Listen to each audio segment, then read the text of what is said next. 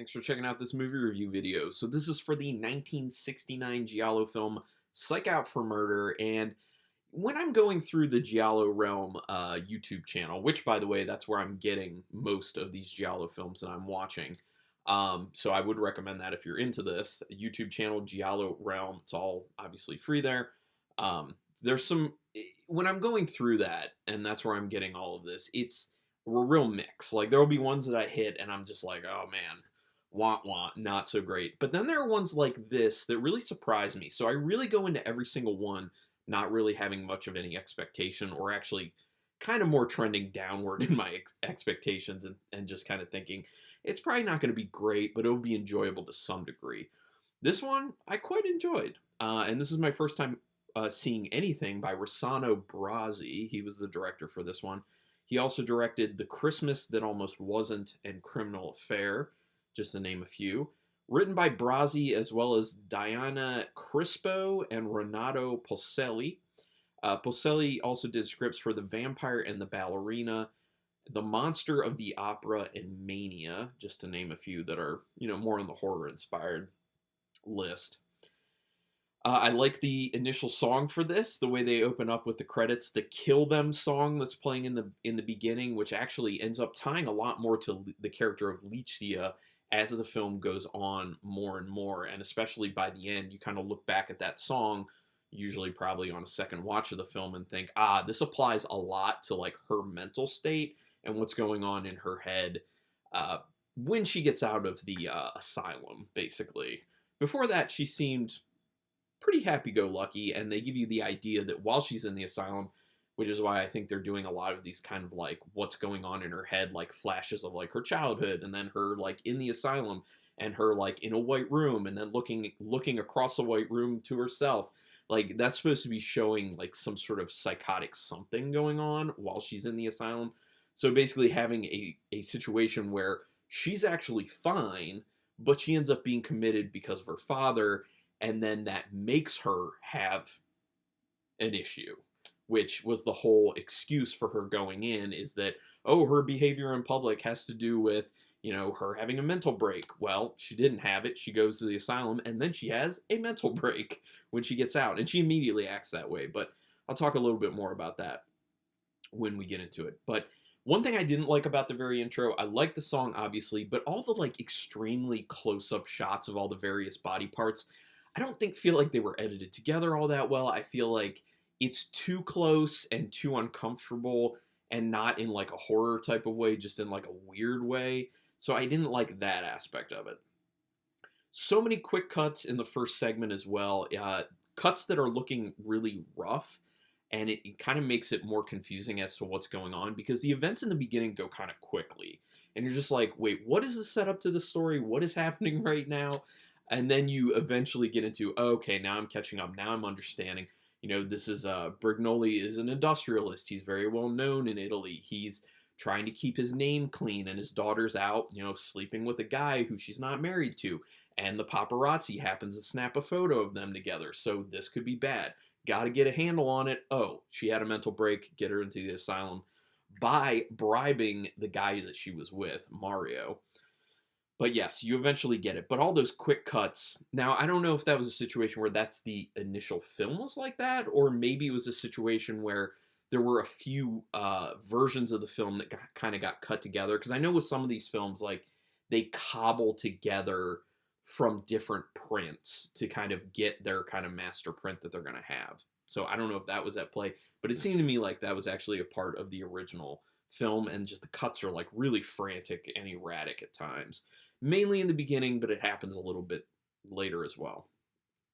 You get the idea very early that Brignoli wants not even the slightest scandal, since he's a well-known industrialist, but how would Lycia sleeping with someone actually ruin him? I really don't get that. I guess it had to be like if you were alive during the time in Italy at the time, you would understand, I guess, any sort of like small scandal for someone who's a public figure like that and well-to-do.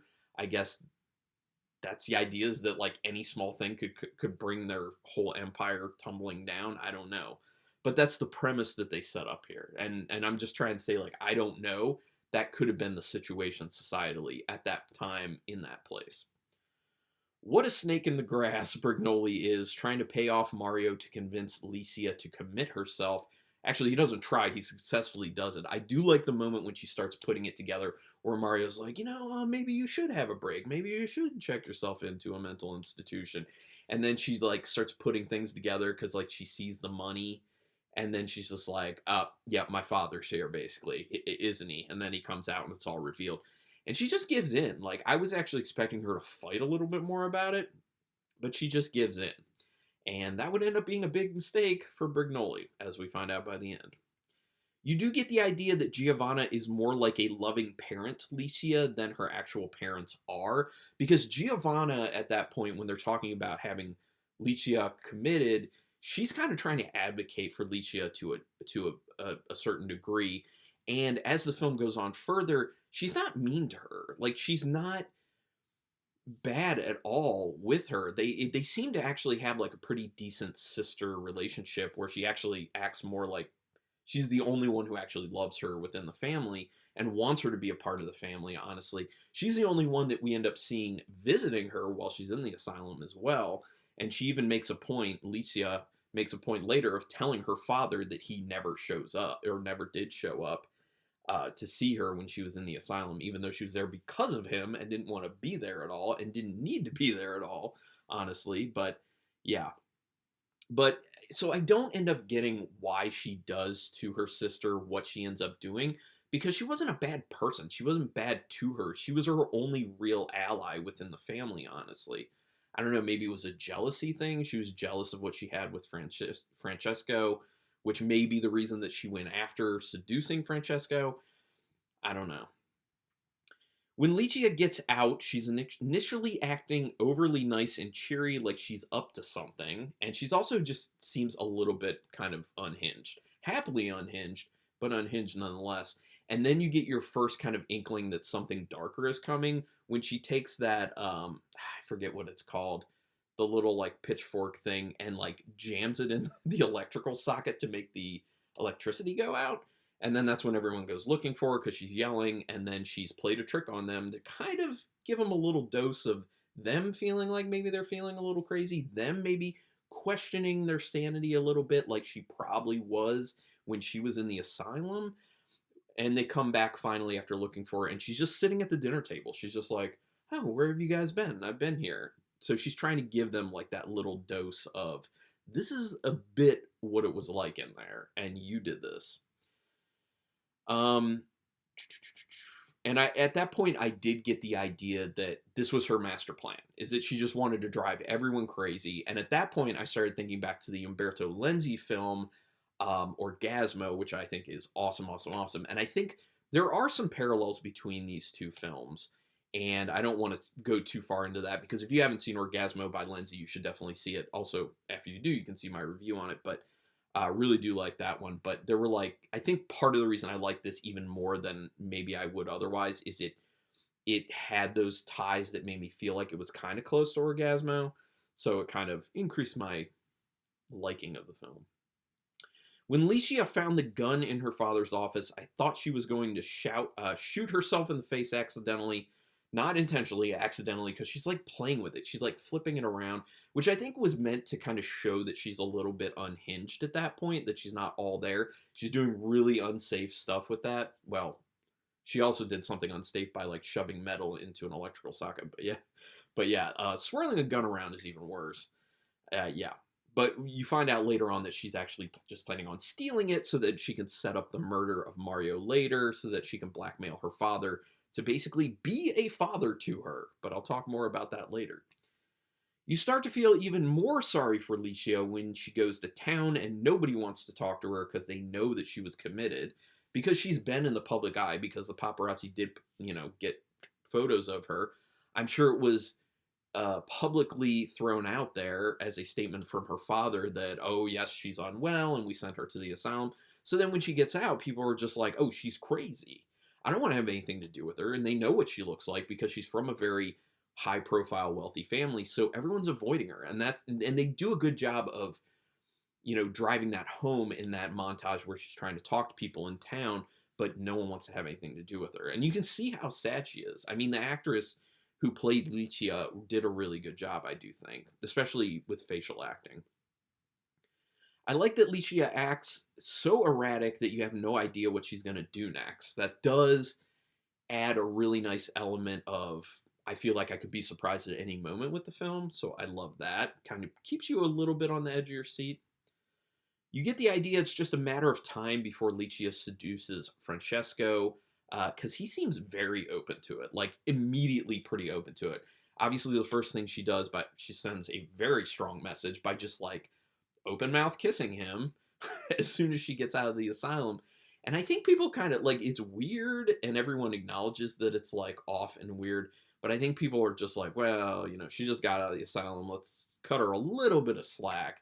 She's probably needing to readjust to life a little bit, which her doctor actually says something when she overhears her father talking to the doctor. She does hear him say something about, help her feel more welcome. Let her adjust to being back home because it's an adjustment period. So yeah. Wow, Lycia really did put that extension cord in the pool to shock Giovanna and Francesco. I thought I wasn't sure that that was actually going to happen. I thought maybe she was going to get it close and like catch their attention and then be like, I could, to try and like further drive them crazy. But no, like she legitimately shocked them, and I was like, okay, this is a little bit different. So when I initially was thinking she's just going to try and drive them crazy or make them feel like they're crazy, no, she may actually be looking to murder these people. And in the end, there is some of that goes on. The party sequence to inaugurate the pool is fun, although I didn't understand the idea of having a party to inaugurate a pool. I mean, you're just inviting all these people to come and look at your pool. That was a lot, too. But the party sequence was fun. I like the way it was shot, the way they integrated the music, everyone dancing around. Pretty cool. Enjoyed it. Giovanna seemed to like Lycia putting Brignoli's sex scene in the film that he ended up showing the minister. I thought that was a nice kind of funny moment, added a little brevity to the film, and obviously Giovanna felt the same way because she starts laughing at it. And that's another one of those moments that makes you feel like, her and Lycia are bonded. And that is a moment that Lycia should have felt like, yes, Giovanna is bonded with me, so I don't need to be like causing her so much strife intentionally in her life by going after Francesco. Just saying. Patrolini is pretty weak-willed and naive. He's the one who walks right into Lycia's trap, and then ends up getting slapped by Mario. That whole situation where she gets him back to, I guess they call it Brignoli's chalet, and she goes there with him, and then she very easily seduces him after he was basically like, well, I don't want to get in trouble. I don't want to, appear like I'm flirting with you. Oh, no, I would never. And then it's very easy. As soon as she just like throws herself down on the couch, he's just like, yup, I'm going in. And then Mario comes in, and then he slaps him around and everything. And they're like, look, you're being blackmailed. And this is all part of the plan to isolate Brignoli and to get his business deals done. And especially because that's what helps to end his marriage as well, further isolating him. It's just slow chipping away at Brignoli's life by Lycia. And that's her master plan, is to just like get rid of every sort of tie to any sort of person that he has in his life. Getting rid of his wife, getting rid of his daughter, getting rid of his son-in-law, getting rid of everyone, getting rid of his business deals, so that he literally becomes trapped. And he really ends up becoming trapped a lot because of his perception that he can't do anything publicly, or he needs to be just like super careful about how he appears and how he looks. So he kind of resigns in the end to just being in a terrible situation with Lycia so that he doesn't cause, any outward turmoil, as in the tabloids and stuff. But still talk a little bit more about that later. Brignoli appears to try to quell Lycia by saying she should marry Mario, which that's actually what he should have done in the very beginning, because at that point, everything's in motion and it's definitely too late. And as an audience member, you really do feel like it's too late at that point. Like, this is it. He's already gone way too far when he had her committed, and there's no turning back. Like, he's going to have to live with these consequences, and other people are going to have to live with the consequences as well. And they do. Or not live with the consequences, as in end up dead. Lycia goes to a lot of trouble with the fishing line and the gun setup at Mario's, but it's a really cool payoff. I really like it. I also love the amount of joy that you see in her face as she just like gleefully sets up this death trap that her father ends up triggering by just opening the door, and then it obviously shoots Mario right in the center of the forehead. She aimed that very well. Good job on that. But it's a great moment where she's just like gleefully setting everything up, because it just shows you like how into this revenge she is. Although I'm sure people could also read it as either it's just all about revenge and she's fine mentally, or there's a mental break aspect to it, and that came from being in the asylum because she was fine prior to that. Just saying. I did. Excuse me. I didn't think that Giovanna would kill herself. Was that Lycia's aim? Because her sister actually was not a terrible person. Like I've been talking about, I'm assuming that it was Lycia's aim to have Giovanna end up killing herself because of what's going on with Francesco, because she was kind of pushing Francesco away at first, and I think she was doing that just to be loud to get Giovanna's attention through the wall. And then when she was finally going to come into the room, that's when she really pulled him in and started like hard making out with him and being like, going from being like, no, get off of me, we're not doing this now, to, yeah, I'm succumbing to this, I'm doing it. So I guess that was the aim, because the other thing is everything that was a part of her plan within this happened. Like she executed everything she wanted to within the film. The ending really drives home the downfall of everyone, and it's because of Brignoli's making. Like, this is all a situation that Brignoli caused, and because of that, everyone is going to die, basically, or be hurt by the fallout of it during Lycia's path to get revenge on her father. In order to maintain an outward appearance of order in his family, he spent it all spinning out of control. He sent it all spinning out of control. Sometimes the autocorrect on my notes gets me and I don't notice it. But anyway, yeah. He was just trying to get a handle on any sort of scandal that may have happened publicly, and that just sent his family into a spinning, cyclone of turmoil, mainly at the hands of Lycia, and that's what ends up being, his downfall and the downfall of other people. And it just wasn't worth it in the end. So, but it is interesting that in his attempt to kind of keep scandal and things like that from happening, he creates something so much worse. And he still maintains, though, at the end, that outward appearance to the public of everything's good, everything's fine for the most part, except for, the people in the family who died. But he's still like stuck in that, this is what I do. I maintain this public facade, and I can't do anything to change that. I guess I just live with Lycia now and just do whatever she tells me to do, because I'm also being blackmailed, because she has the gun that killed Mario, and she could just procure it at any time or make it show up wherever, whenever, and then he's going to jail. Pretty good plot. I love the angry dinner stare down at the end of the film between Lycia and Brignoli. They're stuck with each other because neither can have life outside of that family at this point due to the actions of each other. At this point, they literally are stuck in this family, just the two of them, with each other for eternity, because, as we saw in the beginning, Lycia's life has been ruined. She can't have a life outside of there because everyone knows who she is. They're already assuming her with being crazy because she was in the asylum, like we saw on the part where she went to town and no one wants to have anything to do with her. So she's already isolated. She has nothing she can do in life. Then she orchestrates all this stuff that isolates her father, and he's being blackmailed, and she could eventually get him sent to jail on murder for Mario. So he has no choice but to stay in the exact situation that she is in. That traps them together in this family unit, just the two of them, forever. And it's a miserable existence. So that just disgusted stare down that they have with each other at the dinner table as being kind of the end of the film is a very good, very fitting way for the film to end. I'm a fan.